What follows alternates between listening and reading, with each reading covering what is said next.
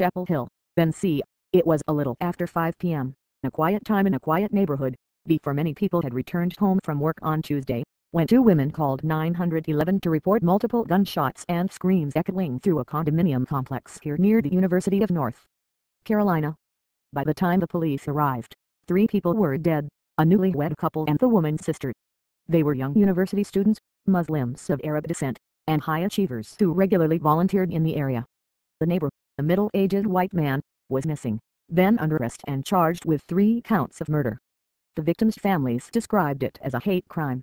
The police said that the shooting appeared to have been motivated by an ongoing neighbor dispute over parking, but that they were investigating whether religious hatred had contributed to the killings. To have him come in here and shoot 3 different innocent people in their head, I don't know what kind of person that is, said Nami Barakat, the father of the male victim, D. Shadi Barakat. The killings immediately set off a debate throughout the world over whether the students had been targeted because of their religion, with Muslims picking up some of the language of those who protested police shootings in the United States, using the phrase #Muslim Lives Matter. Even as Chapel Hill awoke on Wednesday, frustration had already spread on Twitter throughout Europe and Asia, as Muslims as far away as Indonesia shared photographs and details of the victims' lives. The Chapel Hill police quickly tried to tamp down the fears, releasing a morning statement that identified parking as the cause of the dispute, without confirming whether the victims had been shot in the head. The police chief, Chris Blue, added, "We understand the concerns about the possibility that this was hate-motivated, and we will exhaust every lead to determine if that is the case."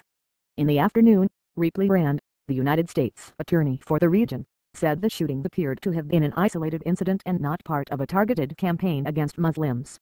Friends and neighbors struggled to make sense of what had happened. Those who knew the victims identified as Yusur Mohammed Nabi Salha, 21, her husband, Mr. Barakat, 23, and her sister, Razan Mohammed Nabi Salha, 19, said they were all model students from well-educated, successful local families. They had nonetheless run into previous problems over parking with the man who was arrested, Craig Stephen Hicks, 46, the former car parts salesman who was studying to be a paralegal at Durham Technical Community College. He was one of their neighbors. They lived on opposite sides of the 2-story Friendly Forest complex on Summerwalk Circle, where the shooting occurred, a condominium complex tucked into the woods about 1.5 miles east of the main University of North Carolina campus. Residents said Mr. Hicks's apartment was adjacent to the main parking lot. The students lived on the other side, where little parking could be found. Continue reading the main story. Mohammed Yusuf Abi Salha, the father of the 2 women who were killed, said Yusur had told him that she and her husband had been harassed for their appearance by a neighbor who was wearing a gun on his belt.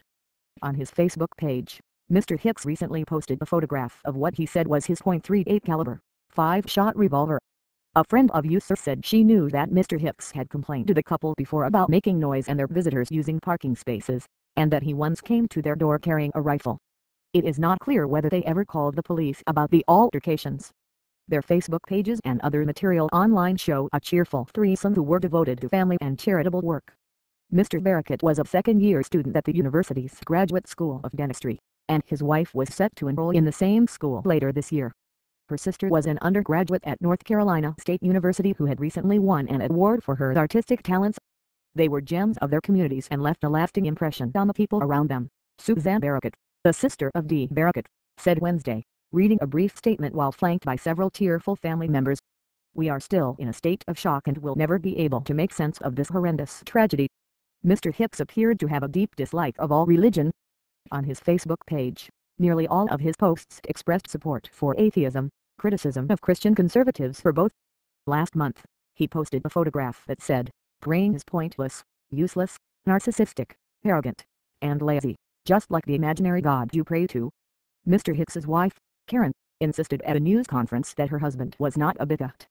"I can say with absolute belief that this incident had nothing to do with religion or the victim's faith, but it was related to a long-standing parking dispute that my husband had with the neighbors," she said. His wife also pointed out his support for gay rights and the right to abortion. But her comments and the police department's caution about what was behind the fatal confrontation did not convince relatives of the dead who were familiar with details of the episode. One 911 caller, at 5:11 p.m. Tuesday, said she had heard 5 to 10 shots and kids screaming. Another, calling a minute later, said she had heard about 8 shots and multiple people screaming, then a pause, and then 3 more shots. The victims were shot inside an apartment, according to one of the calls. and family members said the police told them they had been shot in the head. Mr. Barricott questioned the premise that a parking dispute alone could lead to such killings. "We all know it's about more than that, unfortunately," he said. Many Muslims in the area of North Carolina known as the Research Triangle, where universities and technology companies are major employers, said they had been on edge in recent weeks. Although the area is dotted with mosques and interfaith events are a staple at universities and houses of worship, tensions have been rising since the Charlie Hebdo shootings in Paris, according to several Muslim leaders. Last month, Duke University abruptly canceled plans to broadcast the Muslim call to prayer on Fridays, citing security concerns, after Franklin Graham, the son of the evangelist Billy Graham, raised vehement objections on Facebook. Broadcasting the call to prayer from a church bell tower, intended as a symbol of religious inclusion, instead became a source of religious division. "There is a tendency to say, 'This is a nice place. These eruptions of violence don't belong here,'" said Omid Safi, the director of the Duke Islamic Studies Center and a professor of Islamic Studies. "And yet here we are. This is, in all of the heartbreak and violence and sadness, where we are." Linda Sarsour, a longtime Arab-American activist in Brooklyn, who said she was working with a family, added that for those who fear mistreatment, the episode sends a message to other young people in the Muslim community that the fear is valid. Much of their rage online addressed a perceived double standard in the news media, with posts saying that the killing of 3 Muslims was not receiving much attention. In fact, the police did not release the names of the victims or the accused until after 2 a.m. Wednesday. Mr. Hicks turned himself into sheriff's deputies in Pittsboro, a few miles away, but it was not clear when.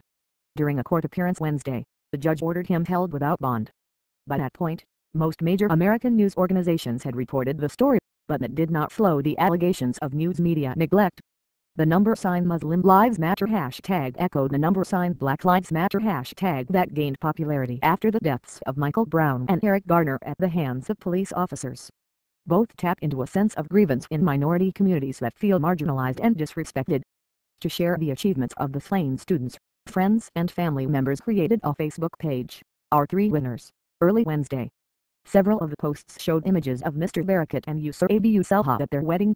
Friends also praised Mr. Barricott's work with a charity that provided dental supplies to the poor, and noted that he planned to travel to Turkey to provide dental care to refugees from the civil war in Syria, narrating a video to raise money.